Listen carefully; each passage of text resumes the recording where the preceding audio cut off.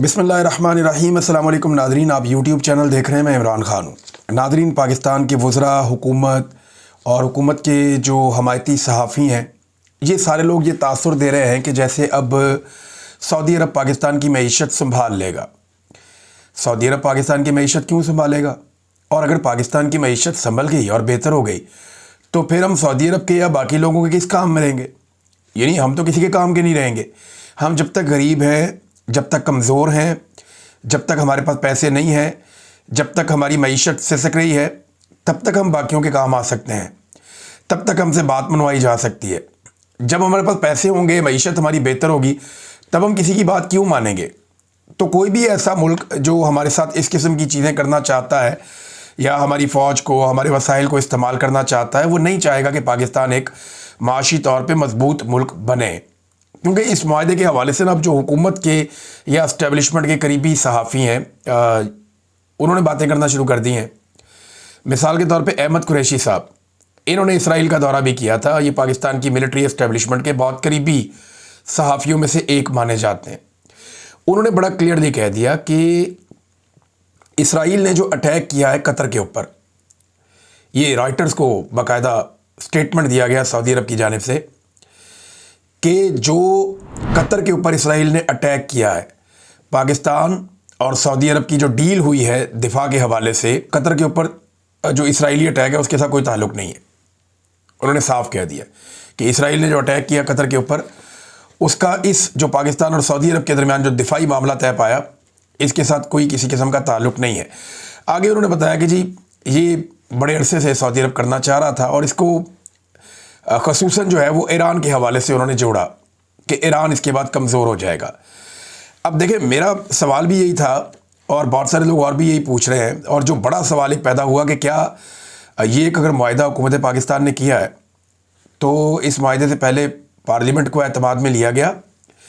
क्या कैबिनेट ने इतने इम्पॉर्टेंट मामले के ऊपर कोई बहस हुई? क्या पाकिस्तान की जो पॉलिटिकल क़यादत है उन्होंने बैठ के इसके ऊपर बात की? क्या ये मामला सेनेट में, कौमी असम्बली में आया? क्या ये काबीना के अंदर रखा गया? क्या ये दिफा की और खारजा की जो वजारतें हैं उनके अंदर ये मामला रखा गया? तो ये सबके लिए एक सरप्राइज़ है। ये मामला पार्लियामेंट से बाहर बाहर हो गया। हालांकि जो आइन है वो इसके ऊपर मुख्तलिफ राय देता है। शहजाद अकबर साहब ने यह मामला उठाया, कुछ और लोगों ने भी उठाया। अब वज़रा ने जो है वो ज़मीन आसमान के कलाबे मिलाना शुरू कर दिए। मिसाल के तौर पे ख्वाजा आसिफ कहते हैं कि ये यूरोपीय यूनियन तर्ज का एक इत्तेहाद है। राना सनाउल्लाह कहते हैं कि पाकिस्तान और सऊदी अरब मिलकर वर्ल्ड सुपर पावर बन गए हैं और पाकिस्तान जो है वो फ़ौजी नुक्ता नज़र से सुपर पावर है और सऊदी अरब जो है वो माशी नुक्ता नज़र से सुपर पावर है। राना सनाउल्लाह साहब को क्या सुपर पावर का मतलब भी पता है कि वो क्या होती है? सुपर पावर का मतलब सिर्फ ये दो चीज़ें नहीं है, टेक्नोलॉजी है, आईटी है, इंडस्ट्री है, दुनिया के बेशुमार उलूम हैं, उनके ऊपर कितनी आपकी कमांड है, आलमी मीडिया पे आपका कंट्रोल क्या है, आलमी एस्टेब्लिशमेंट पे आपका कंट्रोल क्या है, आलमी इदारों पर आपका कंट्रोल क्या है, दुनिया के जदीद तरीन हथियार क्या इन दोनों मुल्कों में से किसी एक के पास हैं? तो बिल्कुल नहीं है। तो हमने ज़मीन आसमान के कलाबे मिलाना शुरू कर दिए और इस तरह शो किया जा रहा है। कुछ जर्नलिस्ट तो ये कह रहे थे, मुजीबुर रहमान शामी साहब को मैं सुन रहा था कि ये 140 अरब डॉलर के पाकिस्तानी जो कर्ज़े हैं ये ऐसे एवेपोरेट हो जाएंगे, उड़ जाएंगे। देखें, हमारे सहाफ़ियों ने पाकिस्तान के साथ हमेशा बड़ी ज़्यादती की है। जब पाकिस्तान दो टुकड़े हो रहा था ना, तब भी कुछ सहाफ़ी गए थे मशरक़ी पाकिस्तान में, उन्होंने आके एक बिल्कुल डिफरेंट पिक्चर पेश की। जो एस्टेब्लिशमेंट ने चाहा उन्होंने वैसी तस्वीर कुशी कर दी, लेकिन हकीकत उससे मुख्तलिफ थी। पाकिस्तान दो टुकड़े हो गया, उन्होंने हक़ाइक़ छुपाए और वो भी मुजरिम है, इसके अंदर बराबर के शरीक हैं वो लोग। अब इसी तरह आज फिर हक़ाइक़ को मसख़ किया जा रहा है। कुछ अर्सा पहले कहा जाता था कि SIFC ये गेम चेंजर है, ये हर चीज़ को बदल के रख देगा, ये बेशुमार सरमायाकारी लेके आएगा, 100-200 अरब डॉलर आ जाएगा पाकिस्तान में, हर चीज़ हमारी कंट्रोल हो जाएगी। नहीं हुआ, कख नहीं हुआ। फिर कहा गया मिनरल्स बेचने जा रहे हैं, तो एक छोटी सी कंपनी आई अमेरिका की, वो भी मुआहदा करके निकल गई, MOU साइन करके, और उनकी जो अपनी वर्थ है वो 7 मिलियन अमेरिकी डॉलर्स है। छोटी सी कंपनी है और मिनरल्स का हमने इतना रोला डाला कि जनाब ये हो जाएगा, वो हो जाएगा, सारे कर्जे उतर जाएंगे, कुछ नहीं हुआ। फिर हमने कहा जी इन्वेस्टमेंट आ रही है बहुत बड़ी बड़ी, फलाना मुल्क इतने अरब डॉलर दे रहा है, फलाना इतने अरब डॉलर दे रहा है, कुछ भी नहीं आया। तो ट्रक की एक के बाद एक बत्ती है जिसके पीछे पाकिस्तानियों को लगा दिया जाता है।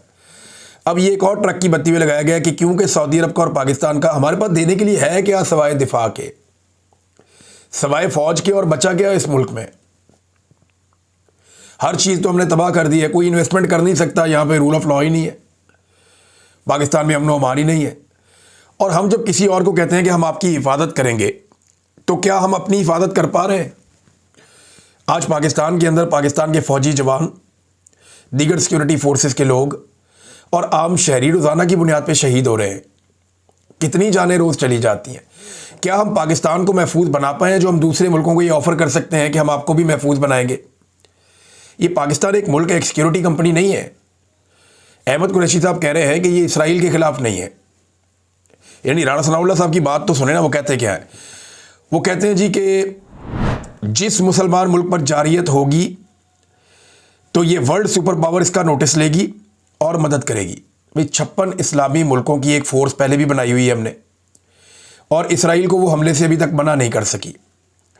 सबसे पहले अगर ये एक फ़ोर्स बनी है और इसी मकसद के लिए बनी है कि मुसलमानों के ख़िलाफ़ जुल्म और बर्बरियत बंद करवानी है, तो कश्मीर और फ़लस्तीन को आज़ाद करवाना चाहिए इस फ़ोर्स को। क्या ये कर पाएंगे? मुझे तो नहीं लगता, क्योंकि इसके मकासद वो नहीं है। और हरमैन शरीफैन का क्योंकि एक जज्बाती बड़ा हमारी वाबस्तगी है हरमैन शरीफैन के साथ, तो ये उसका नाम बीच में लेकर आते हैं सारे, और मौलवी हमें ब्लैकमेल करते हैं उसके बाद। जबकि अहमद कुरैशी हमारे साथ बता रहा है कि जनाब ये एक्चुअली इसके मकासद कुछ और है। ये कोई मुसलमानों को गैर मुस्लिमों से बचाने के लिए ये इत्तेहाद नहीं हुआ। ये इत्तेहाद सऊदी अरब और पाकिस्तान के बीच में हुआ है ताकि जो दूसरे फ़िरके के मुसलमान हैं उनके खिलाफ एक मजबूत ताकत बन जाए। ईरान वगैरह बाकी लोगों की बात हो रही है। तो ये अहमद कुरैशी साहब ने ये बात बताई, मैं अपने से नहीं कह रहा। देखें, सबसे पहले तो पाकिस्तान में बदअमनी ख़त्म करनी पड़ेगी ना, दहशतगर्दी ख़त्म करनी पड़ेगी, शिद्दत पसंदी ख़त्म करनी पड़ेगी। सऊदी अरब में तो ऐसे वाक़यात नहीं होते, पाकिस्तान में होते हैं। पाकिस्तान की ज़्यादा माशी ज़रूरतें हैं और इस किस्म की ज़रूरतें सिक्योरिटी की पाकिस्तान में ज़्यादा है।